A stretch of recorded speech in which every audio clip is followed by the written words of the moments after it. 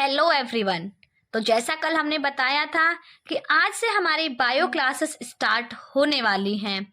ठीक है, तो आज हम बायो क्लासेस में सबसे पहले इंट्रोडक्शन ऑफ बायोलॉजी करेंगे, क्योंकि इंट्रोडक्शन हमारी 9th से लेकर 12th क्लास तक सभी में कॉमन होता है और हर एक बच्चे से सबसे पहले पूछे जाने वाला जो क्वेश्चन होता है बायोलॉजी का, that is definition of biology, father of biology and branches of biology. तो हम सबसे कॉमन टॉपिक स्टार्टिंग में लेके चल रहे हैं। इसके बाद हम चैप्टर वाइज सभी तीनों क्लासेस की वीडियोस डालना स्टार्ट कर देंगे। तो देखिए, यदि आज हम इंट्रोडक्शन के बारे में बात करें तो इसकी अगर डेफिनेशन कहें तो आपसे यदि कोई भी पूछता है व्हाट इज बायोलॉजी, तो हम क्या कहेंगे? It is the study of living beings. हमारे पूरी दुनिया में जितने भी जीवित प्राणी हैं, चाहे वो माइक्रो ऑर्गेनिजम्स हों, माइक्रो ऑर्गेनिजम्स जैसे कि आपके यूनिसेलुलर्स, वायरस, बैक्टीरिया,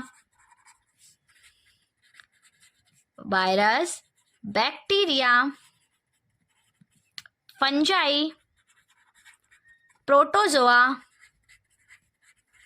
और एल्गी, ये सभी क्या है? हमारे यूनिसेलुलर ऑर्गेनिजम्स हैं और इन सभी की स्टडी भी किस में की जाती है? बायोलॉजी में। और इस ब्रांच को क्या कहते हैं? माइक्रोबायोलॉजी। बायोलॉजी की इस ब्रांच को क्या कहा जाता है? माइक्रोबायोलॉजी।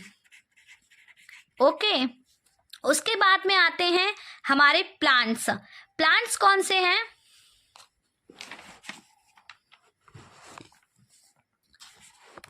देखिए, प्लांट्स की स्टडी जिस ब्रांच में की जाती है बायोलॉजी की, उसे क्या कहते हैं? बॉटनी। और तीसरा है एनिमल्स। एनिमल्स आपके बिग हों जैसे कि जिराफ या एलिफेंट, या फिर स्मॉल एनिमल्स लाइक ह्यूमंस और बर्ड्स, ये सभी किस ब्रांच में आते हैं? जूलॉजी। ओके, उसके बाद में क्वेश्चन आता है कि भाई इस बायोलॉजी का आविष्कार किसने कर दिया? किसने इन छोटे छोटे जीवों से लेकर इतने बड़े बड़े एनिमल्स तक की खोज की? तो उन्हें हम कहते हैं फादर्स ऑफ बायोलॉजी। और कौन है father of biology? Father of biology के नाम से जाना जाता है एरिस्टोटल को।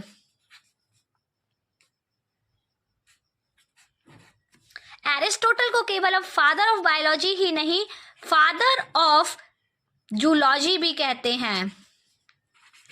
ठीक है, जूलॉजी में जितने भी आविष्कार हुए हैं उन सभी का श्रेय किसको दिया जाता है? एरिस्टोटल को। लेकिन फादर ऑफ बॉटनी किसे कहा जाता है? बॉटनी के फादर हैं थियोफेरेस्टस।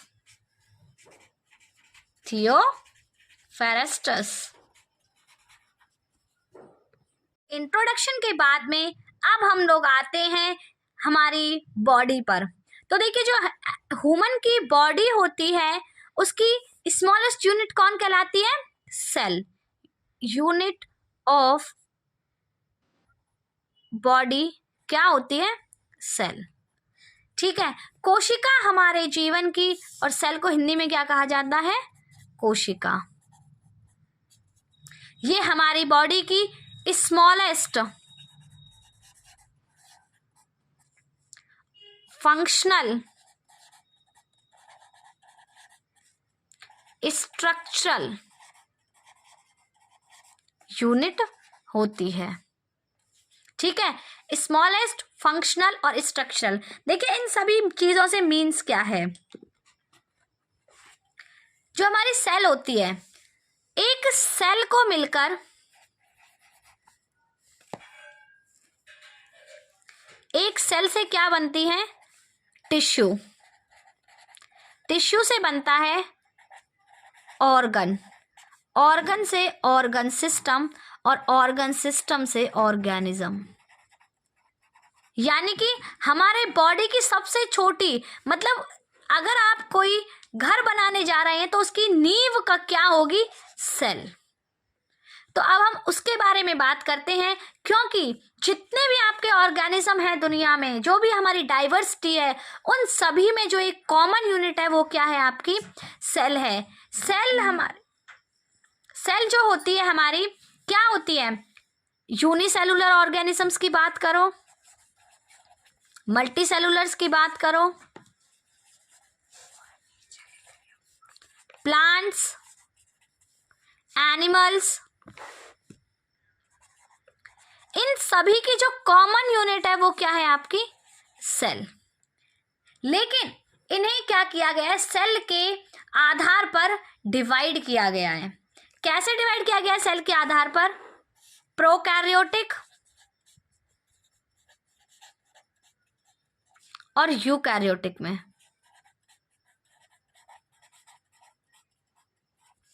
प्रोकैरियोटिक क्या होते हैं?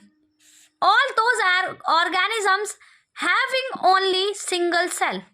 वे सभी ऑर्गेनिज्म, वे सभी जीव जंतु जिनके अंदर केवल एक कोशिका पाई जाती है, इन्हें बोलते हैं यूनिसेलुलर्स। अगर हम इनके बारे में दूसरी चीज बताएं, that is very interesting, which is unicellulars have not completely defined nucleus. यानी कि इनके अंदर जो न्यूक्लियस है वो कैसा होता है? फॉल्स न्यूक्लियस पाया जाता है। रीजन क्या है इस चीज का? कि इनका जो सेल होता है, एक कंप्लीट जो इनका सेल होता है, उसके अंदर जो जेनेटिक मटेरियल न्यूक्लियस है, उसको हम नहीं कह सकते कि वो डीएनए है, आरएनए है या फिर प्रोटीन है। ठीक है, इसलिए इन्हें कहा जाता है फॉल्स न्यूक्लियस। और ये प्रोकैरियोटिक क्यों कहलाते हैं? दूसरा reason, undefined nucleus. Undefined nucleus, केवल एक सेल इनके अंदर पाई जाती है। क्लियर? अब आते हैं हम यूकैरियोटिक्स पर।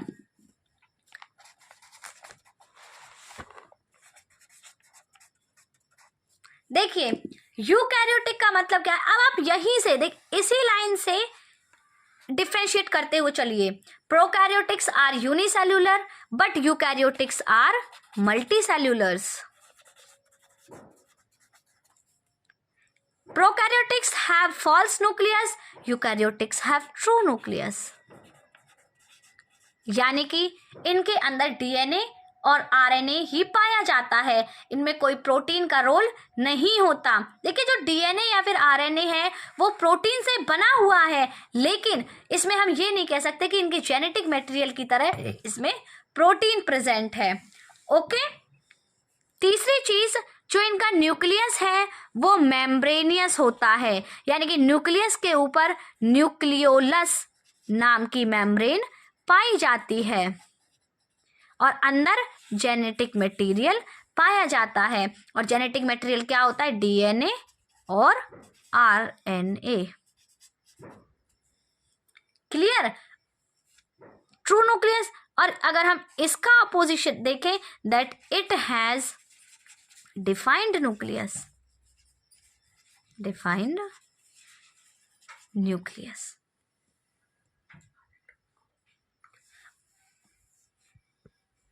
ओके स्टूडेंट्स, तो आज हमने जो चीजें कवर की हैं वो है introduction of biology with its definition, father of biology, branches of biology और सेल के टाइप्स।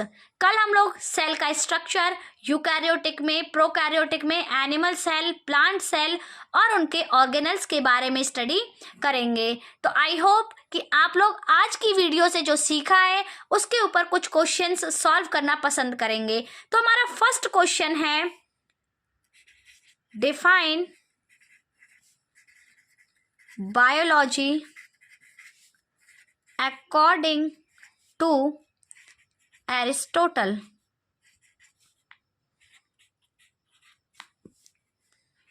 सेकंड क्वेश्चन है,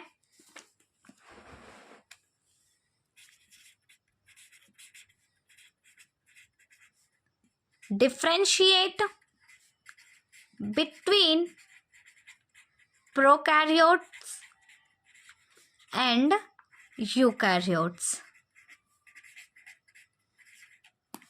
इन दोनों क्वेश्चंस के आंसर आप लोग हमें कमेंट बॉक्स में दीजिएगा और कल के लिए हम आपसे मिलने के लिए बहुत ज़्यादा उत्सुक रहेंगे। Thank you. Have a nice day to all of you.